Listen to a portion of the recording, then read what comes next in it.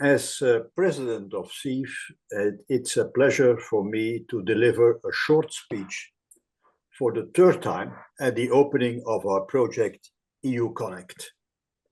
With 92 participants registered, we reached the highest number since the program was launched.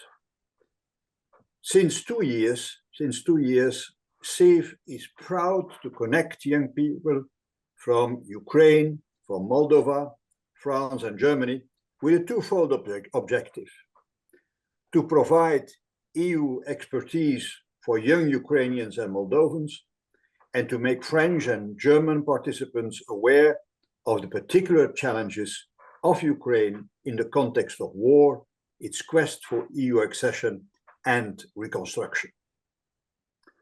For more than 60 years, the European Institute, CIFE, has been promoting the values of Europe, European integration and governance, multilingualism, and student mobility through its European and international higher education programs.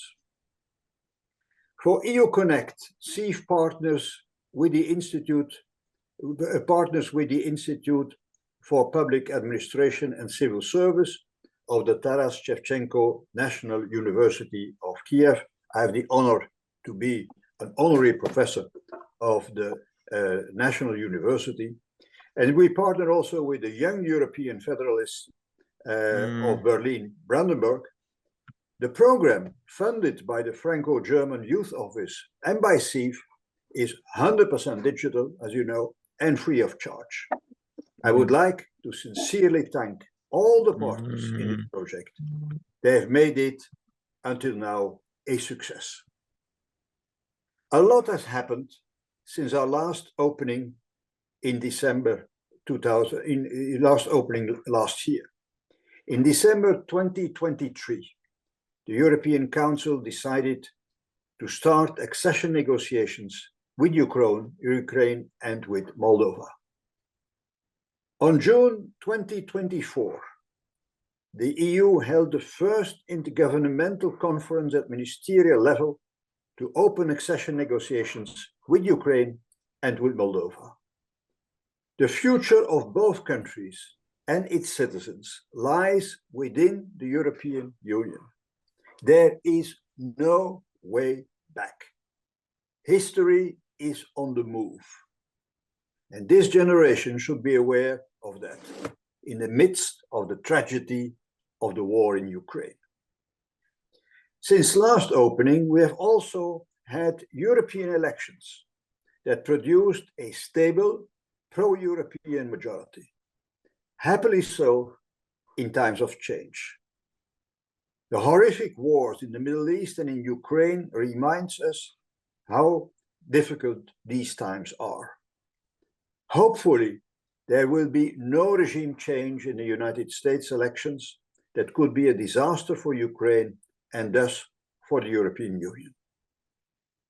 Policy priorities in the EU have had to adapt to changing circumstances inside and outside the Union in recent years.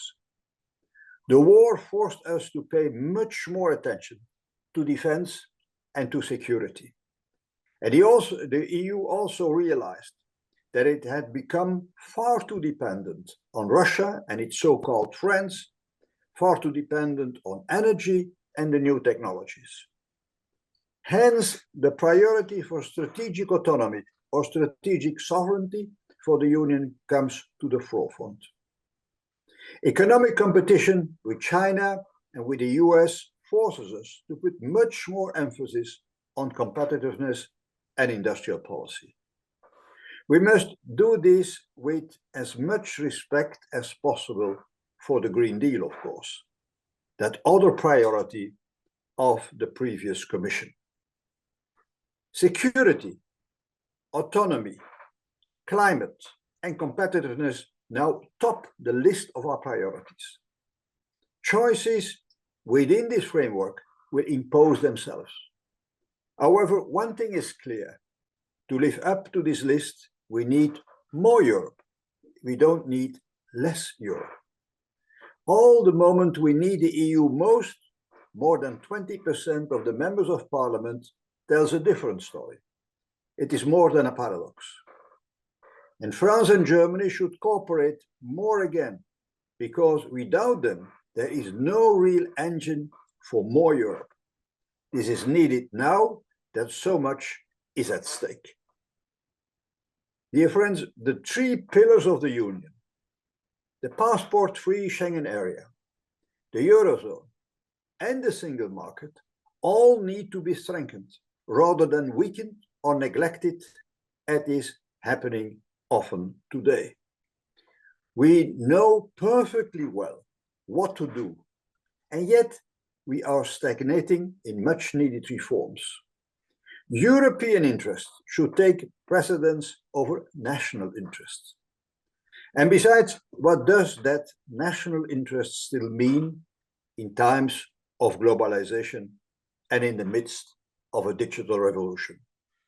After all, there are no more big EU countries in a global context. It is a fact of life, as simple as that. Participants, and you are participants in this program, will learn all these problems and come out of this as true Europeans. Later, they will be better able to put European beliefs into practice. There will never be enough Europeanists. Join the club. Join the club. I wish you an exciting course, an exciting academic year. And let us also hope that by next year, we will see a return of peace and freedom on our continent. For my part, I remain a man of hope. Thank you so much.